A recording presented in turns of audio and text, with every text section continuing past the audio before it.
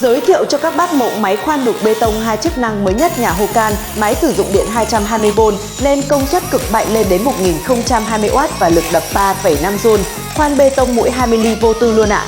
Anh có thiết kế thông minh, tay cầm của chống rung, vì thế các bác khoan hay là đục thì không sợ rung mỏi tay mà độ chính xác cao ạ. Các bác nhìn chi tiết máy giúp em, cầm rất đầm tay, độ hoàn thiện cực kỳ cao. Khi các bác đặt mua sản phẩm này thì em sẽ tặng thêm cho các bác 3 mũi khoan và 2 mũi đục làm bằng thép KBD, chịu lực, chịu nhiệt tốt. Bộ máy khoan đục bê tông đang được bảo hành chính hãng 8 tháng tại tất cả cửa hàng Hokan trên toàn quốc nên các bác yên tâm về chất lượng. Hiện TikTok đang được trợ giá giảm sâu, các bác nhanh tay đặt mua để nhận ưu đãi đặc biệt.